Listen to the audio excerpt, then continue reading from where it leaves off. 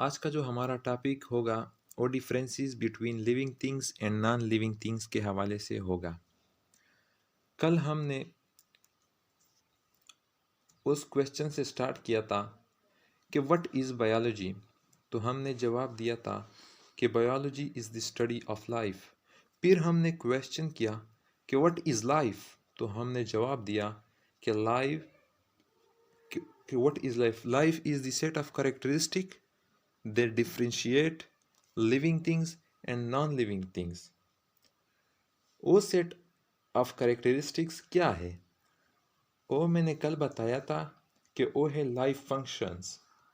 आज उन्हीं life functions को जो लाइफ के कैरेक्टर्स या प्रॉपर्टीज़ है, उन लाइफ फंक्शंस को बुनियाद बनाकर लिविंग थिंग्स और नॉन लिविंग थिंग्स को डिफ्रेंशिएट करने की कोशिश करेंगे कि हम बायोलॉजी यानी साइंस के अंदर ये फैसला किस तरह कर सकते हैं कि ये जो बॉडी है ये लिविंग बॉडी है और ये जो बॉडी है ये नॉन लिविंग बॉडी है।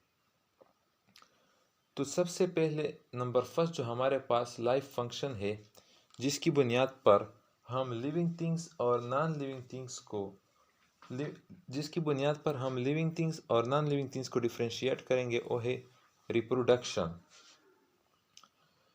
रिप्रोडक्शन जो है उसको हम डिफाइन करते हैं कि the ability to produce offsprings. ये किसी भी जानदार का सबसे बुनियादी कैरेक्टर है। रिप्रोडक्शन किसी भी जानदार का सबसे बुनियादी कैरेक्टर है। अगर आपसे कोई पूछे कि जानदार के अंदर बहुत सारे लाइफ फंक्शंस है और उनमें सबसे बेसिक बुनियादी कौन सा है, वो है रिप्रोडक्शन का कैरेक्टर, क्योंकि ये तमाम ऑर्गेनिजम्स के अंदर कॉमन भी है और ऑर्गेनिजम्स के तमाम फंक्शंस का बुनियादी फंक्शन भी यही है। रिप्रोडक्शन के जो मेन मकासद है, रिप्रोडक्शन के मेन मकासद में तीन है।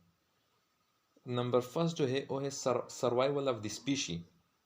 सर्वाइवल ऑफ द स्पीशी हर जानदार का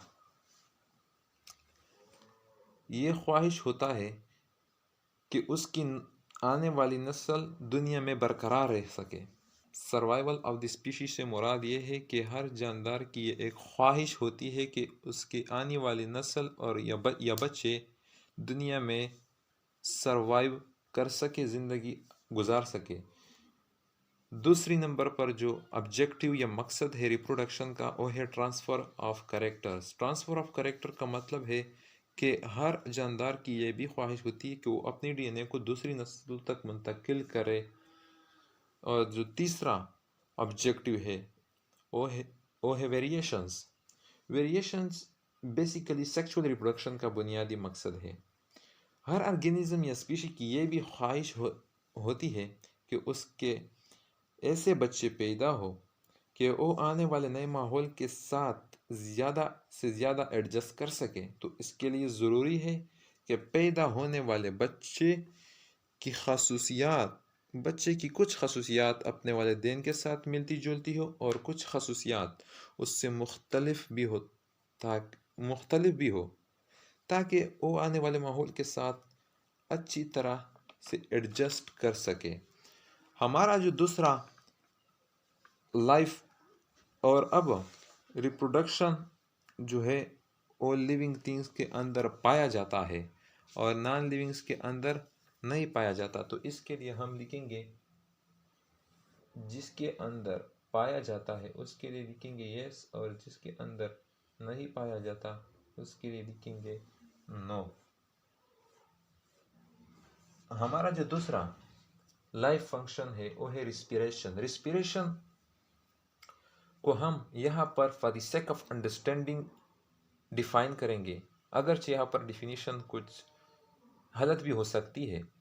इसके हवाले से हम फर्स्ट ईयर के चैप्टर नंबर 4 में बहुत ही डिटेल के साथ पढ़ेंगे, लेकिन for the sake of understanding यहाँ पर अगरचे डिफिनीशन थोड़ी गलत भी हो लेकिन हम डिफाइन करते हैं कि the exchange of gases with environment is called respiration.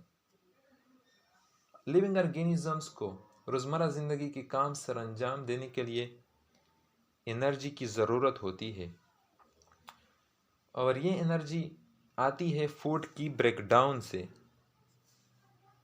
और इस फूड से एनर्जी की जो रिलीज है, इस फूड से एनर्जी की जो रिलीज है उसको रेस्पिरेशन कहते हैं। इसलिए रेस्पिरेशन का जो मेन ऑब्जेक्टिव है वो भी क्या है, the release of energy by breakdown of food. ये रेस्पिरेशन का सबसे बुनियादी मकसद है। रेस्पिरेशन लिविंग थिंग्स में तो पाया जाता है, इसलिए हम लिविंग थिंग्स के इस कॉलम में यस लिखेंगे, जबकि नॉन लिविंग थिंग्स के दूसरी जानिब कॉलम में हम नो लिखेंगे, क्योंकि यहाँ पर रिस्पिरेशन जो है वो लिविंग नॉन लिविंग थिंग्स में नहीं पाया जाता। तीसरा जो बुनियादी लाइफ फंक्शन है वो है न्यूट्रिशन। न्यूट्रिशन को उर्दू में हम ग़िज़ाइयत कहते हैं। न्यूट्रिशन को हम डिफ़ाइन करते हैं obtaining of food and utilisation of food, कि ऑर्गेनिजम्स लिविंग थिंग्स किस तरह से खुराक हासिल करते हैं और किस तरह से फिर उस खुराक को इस्तेमाल में लाते हैं अपने बॉडी के फंक्शन के लिए, अपने बॉडी की ग्रोथ के लिए, अपने बॉडी के डेवलपमेंट के लिए किस तरह उस खुराक को जो ऑर्गेनिज्म ने हासिल किया है उसको किस तरह से अपने बॉडी की ग्रोथ, डेवलपमेंट और फंक्शन के इस्तेमाल में लाते हैं। अगर हम ऑब्टेनिंग ऑफ फूड के हवाले से बात करें तो ऑब्टेनिंग ऑफ फूड के हवाले से बात करें तो जो प्लांट है, प्लांट्स वो फोटोसिंथेसिस के ज़रिए खुराक हासिल करते हैं। फोटोसिंथेसिस के ज़रिए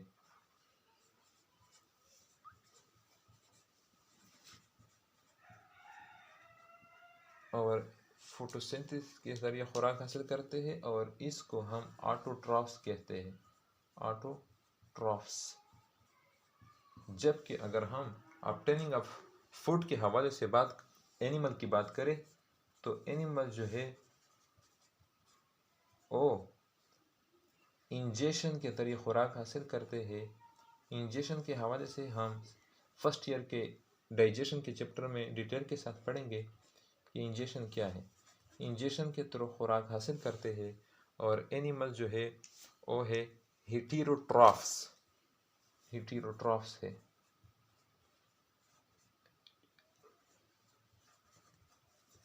अगर हम ऑब्टेनिंग ऑफ फूड के हवाले से फंजाई की बात करें तो फंजाई जो है वो खुराक एब्जॉर्प्शन के थ्रू हासिल करते हैं,